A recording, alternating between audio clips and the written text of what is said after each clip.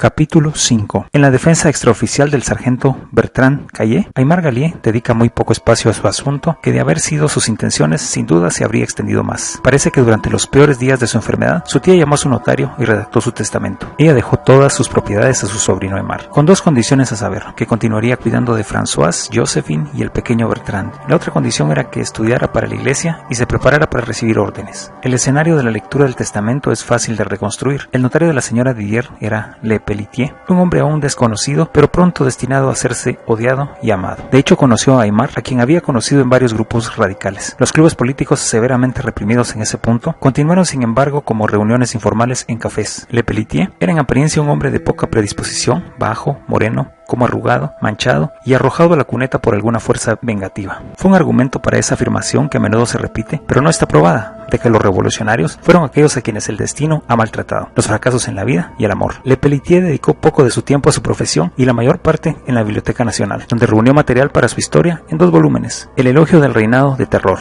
una obra que cuando se publicó, en un momento en el que la Revolución Francesa fue muy impopular, suscitó amplios comentarios y le proporcionó la gloria de una sentencia de prisión. Después de haber terminado de leer el testamento a Aymar, se inclinó hacia adelante y le miró lascivamente. Entonces era sacerdote. Aymar se sorprendió. ¿Cómo pudo mi tía haber sido tan cruel? Fueron sus primeras palabras. Ella conocía mis gustos. El señor Lepelletier se frotó la frente permanentemente arrugada y sugirió con picardía: puede que haya formas de evitarlo. ¿Cómo?, dijo Aymar con entusiasmo. Límite de tiempo, por ejemplo, opinó Lepelletier. ¿Límite de tiempo? Sí. ¿De qué sirve un testamento que no establece límite de tiempo? Por ejemplo, puede extender sus estudios para el sacerdocio hasta el día del juicio final. Y si llega a morir y desea hacer su propio testamento, ¿quién puede detenerlo? Simplemente no pudo satisfacer las demandas de su tía en su vida natural y puede disponer de su fortuna como desee. Esto es molesto, dijo Aymar. Odio ese engaño, especialmente un engaño que tendré que practicar durante años. Es un consuelo saber que no viviré mucho. Ven, cálmate, instó Lepelletier. Después de todo, ¿qué sentido tiene? Pronto lo olvidarás por completo. Lo único que no puede hacer es casarse. Pero incluso para eso podría haber una manera. Y ese podría ser el mejor camino en eso. Simplemente declaras que no puedes seguir las disposiciones del testamento de tu tía y por lo tanto heredas como pariente más cercano, sin voluntad de ensillarte. Aymar estaba pensando en lo que dirían sus amigos, que conocían sus anteriores pronunciamientos violentos contra el clericalismo, cuando descubrieran que se había unido al clero. No estaría ahí, pero llevaría la vergüenza hasta el día de su muerte. No me tiene que agradecer que la voluntad no sea peor de lo que es, dijo Lepelletier. Fiel a mi profesión, le advertí a su tía que era inútil hacer un testamento que especificara que no se confiscaría por violación de sus disposiciones. Ella se negó a considerar la posibilidad de que a usted no le importara seguir sus últimos deseos. Él hará lo que yo quiera que haga, dijo ella. Todo fue de lo más irregular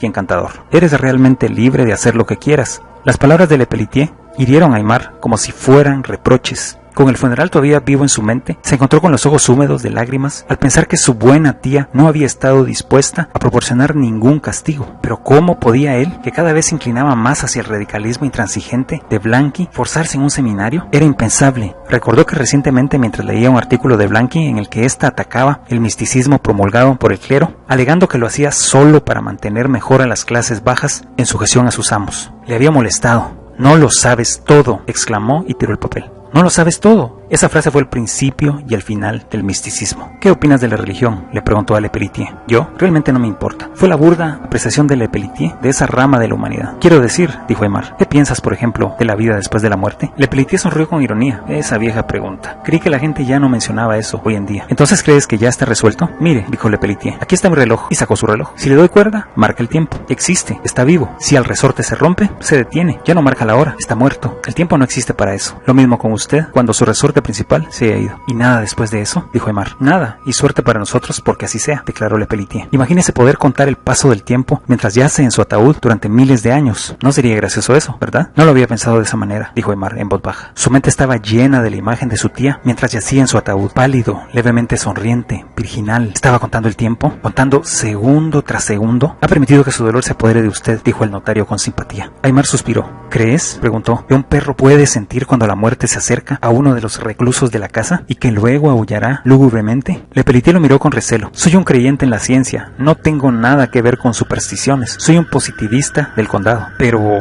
objetó Aimar. ¿No podría la ciencia descubrir que los perros son capaces de sentir la muerte cercana de alguna persona cercana a ellos? ¿A qué está llevando todo esto? Aimar vaciló. Estaba hablando como solía hablar su tía, mientras que el papel de escéptico que antes había sido de él, lo desempeñaba Le Pelletier. Francamente, dijo finalmente, algo por el estilo sucedió aquí con la muerte de mi tía, y me ha dejado temblando todavía. Son solo nervios, dijo Le Pelletier con confianza. Todos tienen momentos en que ya no pueden ver con claridad. El dolor lo ciega a uno. Lo superarás. Y de hecho, Aimar lo superó. Llegó el verano y Josephine, François y el bebé salieron de la propiedad de la señora Didier. Aimar la seguiría tan pronto como pudiera disponer del apartamento en la ciudad. No creyó necesario seguirlas. Las mujeres podían quedarse en la finca donde Guillema para asignarles una vida de campo con su exuberante jardín y su corral rebosante de gallinas, cerdos, conejos y ovejas. En cuanto a Aimar, podría tener un pie en algún lugar de la ciudad, pero también pasaría la mayor parte del tiempo en el campo. No podía decidir si obedecer a su tía u olvidar sus deseos. De cualquier manera, imaginó un camino de dolor. En verdad, la vida ya no daba ninguna posibilidad de placer. No podía decidirse a trabajar por los oprimidos ni a luchar contra la administración del pequeño Napoleón, que estaba desempolvando el trono de Francia. A veces presa del miedo a la muerte y en otro momento añorando la paz de la tumba, que en el mundo moral es el disolvente universal, como lo es el agua en el mundo físico. Así se revolcaba en su lecho de dolorosa indecisión.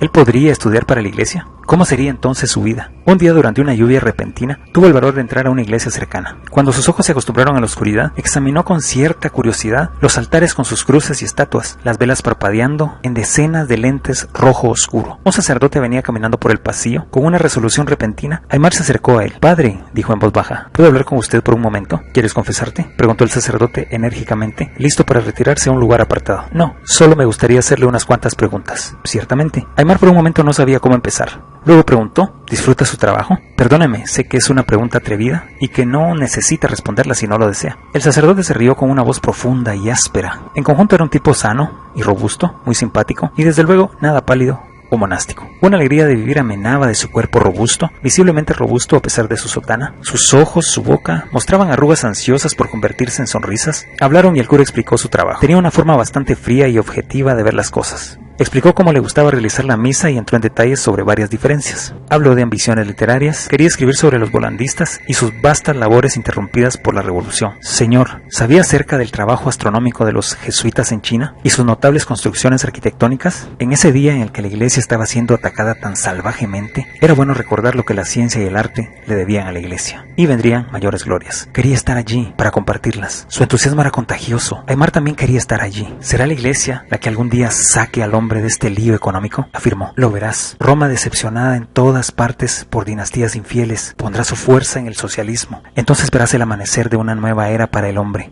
En entrevistas sucesivas, Aimar se volvió cada vez más amigable con el sacerdote y cada vez más dispuesto a formar parte de esta vasta organización cuya historia era más grande que la de cualquier país. Un día dijo, «Quiero ser sacerdote. ¿Qué debo hacer primero?». El sacerdote negó con la cabeza. «Usted no». Aimar dijo, «Es verdad, hasta ahora he sido hostil, pero me has explicado mucho». Aún así, el sacerdote volvió a negar con la cabeza. «¿Crees?», dijo Aimar, «que mi resolución no durará? Quizás tengas razón. Y aún así, me propongo prepararme para la ordenación. De hecho, debo hacerlo». «No lo entiendes», dijo el sacerdote en voz baja. «Cojeas. No se puede celebrar la misa con una discapacidad física». Aimar recordó haber escuchado eso mucho antes. Todavía estaba afectado. De repente deseaba desesperadamente convertirse en sacerdote, ahora que le habían arrebatado la posibilidad. Explicó al sacerdote cómo, al principio molesto por el último deseo de su tía, gradualmente se había vuelto más ansioso por cumplirlo. «Espere un momento», dijo el sacerdote.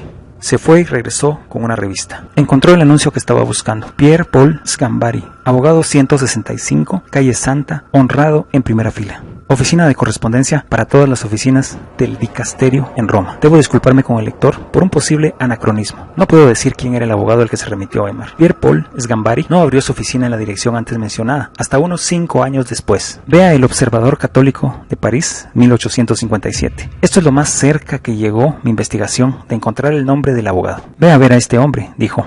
«Mire esta lista de las cosas que hace. Tiene autorización para bendecir rosarios, cruces, medallas con las indulgencias de Santa Brigada. Obtiene permiso para que un sacerdote calvo use una peluca al decir misa, para que un sacerdote invierta su fortuna personal con fines de lucro, etc.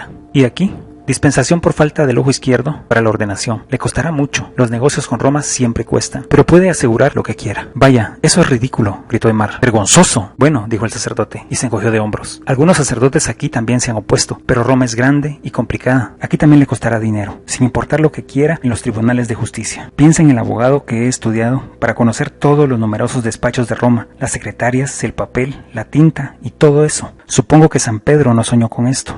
Pero entonces la vida se vuelve cada vez más complicada. Lo simple se divide, se duplica, se cuadriplica, se convierte en un laberinto. Aymar no pudo tomar la noticia con tanta naturalidad. Reflexionó sobre la cuestión durante muchos días, pero incapaz de afrontar la humillación de obtener una dispensa para sus piernas lisiadas, dejó de ir a ver a su amigo, el sacerdote, y finalmente decidió dejar el asunto, al menos por el momento. Ha tenido que tragar muchas píldoras amargas en su vida, y más que nunca, recientemente. ¿Qué era este mundo, que de cualquier manera se deleitaba en burlarse del hombre por su ignorancia?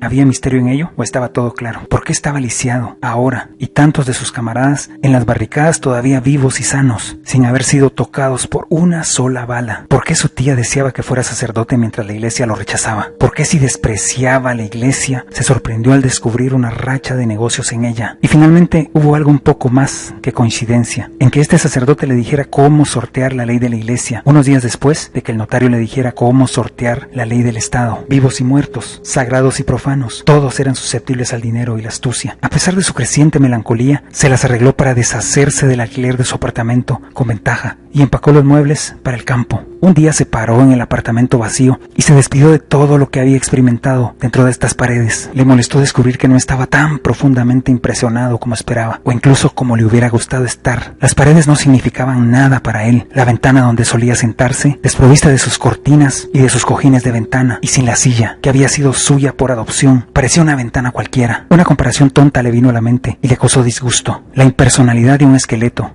Su tía también perdería los atuendos de su carne y sería como esa ventana, sin sentido para él. ¿Qué pasa con los cuerpos cuando mueren? Los médicos deben saberlo, pensó. Con todas esas horribles autopsias que tienen que realizar, ¿el más allá? ¿Era esa la otra vida? Mientras reflexionaba de esta manera lúgubre, su mirada atrapó con un sobresalto un objeto de bronce, medio escondido detrás de un ala de la puerta. Aparentemente se había escapado de los ojos de los empacadores, solo en el último momento, ya que el boleto mostraba que no se había pasado por alto por completo. Este objeto de bronce, reconoció Aymar con extraña emoción, era el recipiente en el que su tía había guardado su agua bendita. Era un cuenco pequeño de latón, martillado en forma de concha y provisto de una tapa que representaba una escena bíblica indefinible. Atado a un anillo en el costado, había un tramo corto de cadena y suspendido de la cadena un llamado cepillo de botella, una cola de zorro hecha de latón y con forma de un pequeño cetro. La cabeza perforada con muchos agujeros estaba destinada a recoger agua y liberarla en forma de aerosol cuando se golpeaba el instrumento con la mano, y todas las cosas que casi habían adquirido la neblina de la irrealidad de las cosas recordadas de un sueño, volvieron con todos sus colores y contornos nítidos y frescos, cuando su tía envió a Josephine a la vuelta de la esquina a buscar agua bendita y la tormenta, y ¿cómo se llamaba ese sacerdote? Pitamont, sí, y la madre Kardec, y la mujer que salía de esa habitación con el balde lleno de agua ensangrentada, y esa terrible noche en que el bebé huyó y su tía había muerto. El apartamento que hacía un momento parecía no tener significado, ahora estaba repleto de recuerdos. Parecían desprenderse de los lamentos cubiertos de seda y se arremolinaban a su alrededor. En el crepúsculo que se avecinaba, las sombras cobraron vida, salieron amenazadoras desde sus esquinas, se acercaron a él desde atrás para que se volviera de repente con la clara sensación de que alguien estaba detrás de él. Luchó con una atmósfera hostil que lo rodeó de amenazas. Llegó el eco de los aullidos distantes, cada vez más fuertes, reverberando a través de los pasillos vacíos, hiriendo sus oídos.